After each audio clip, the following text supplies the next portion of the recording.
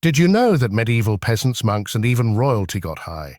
Not just spiritually, but literally. This isn't a fantasy novel or a misunderstood legend. In the shadowy corners of castles and in humble thatched cottages, people in the Middle Ages experimented with substances that altered their minds, changed their perceptions, and in some cases sent them on wild, euphoric journeys. From opium-laced potions to hallucinogenic mushrooms growing in damp forests, the medieval world was far more psychedelic than we've been led to believe. So hold on to your hoods and helmets, because what you're about to hear will completely reshape how you see the so-called Dark Ages. Picture this.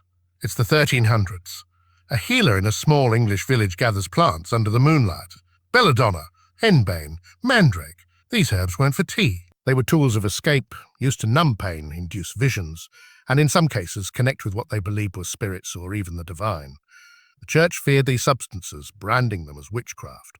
But the people, they kept using them, in secret, in shadow, sometimes for healing, sometimes just to forget the world for a while. And it wasn't just the peasants.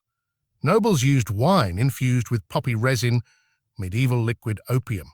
Monks distilled herbal liquors to cleanse the soul, but their real effect was more intoxicating than purifying. And travelers from the East brought back knowledge of cannabis, hashish, and exotic spices that blurred the line between medicine and euphoria.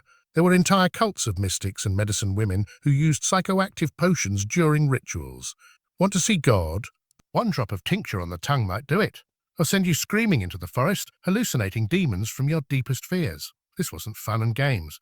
These substances were powerful, dangerous, and often misunderstood. But they were real, and they were used. Let's dive deeper. Imagine the life of a medieval peasant.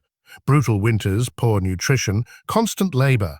Now imagine that once a year during the midsummer festival, someone passes around a drink, a thick ale brewed with something extra, a local herb. Henbane maybe, just enough to make everything feel lighter, to blur the edges, to turn sorrow into singing. And for a moment, they're not starving, aching, or afraid. They're flying, if only in their minds. And what about witches? The infamous flying ointment wasn't just a myth. Historical records suggest that salves made from nightshade and mandrake were applied to the skin, or, in some shocking accounts, on broomsticks used in ways we won't describe here. To bypass digestion and trigger vivid hallucinations, people believed they could fly, and in their minds they did it. Now, before you laugh or judge, consider this. Many of these people had no understanding of chemistry, no way to measure dosage, no warnings on the bottle. What started as a search for healing or divine connection often turned into full-blown mind trips. And yet they kept returning to these substances again and again. Why? Because in a world ruled by death, disease, and silence, even madness could feel like freedom. Monasteries, the quiet guardians of medieval knowledge, also kept secrets. Others for revisions.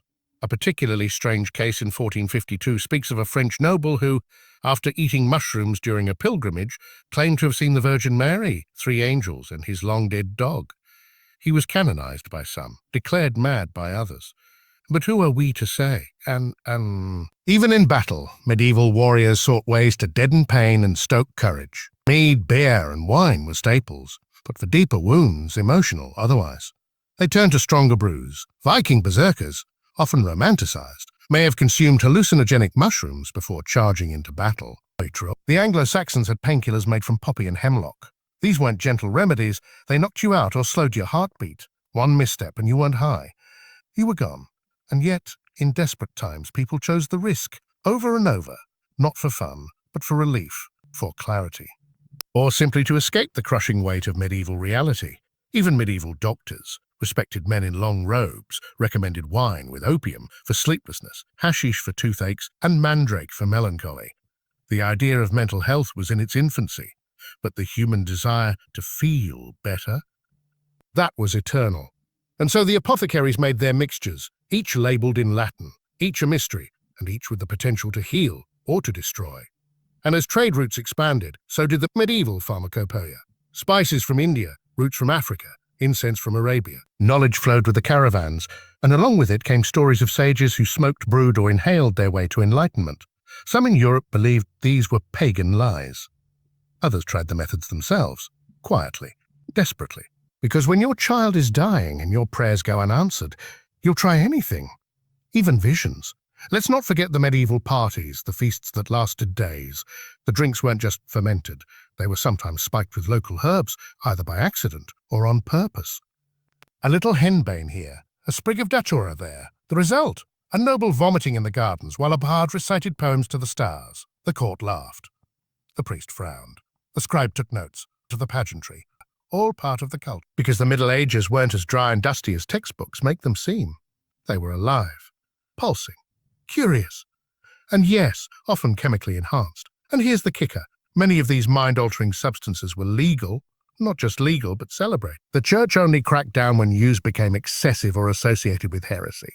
Until then, as long as you tithed, confessed, and obeyed, your nighttime visions were between you and your Maker. And that's the strange beauty of it. For all the fear and superstition, the medieval world was deeply human.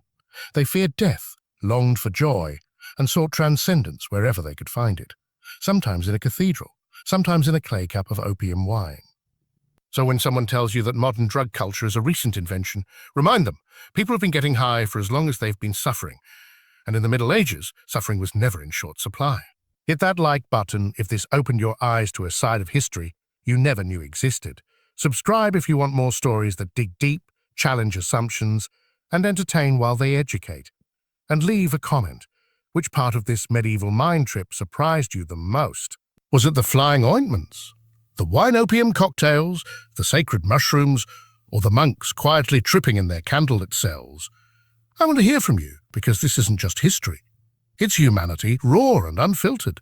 And if you keep watching, I promise, we're just getting started.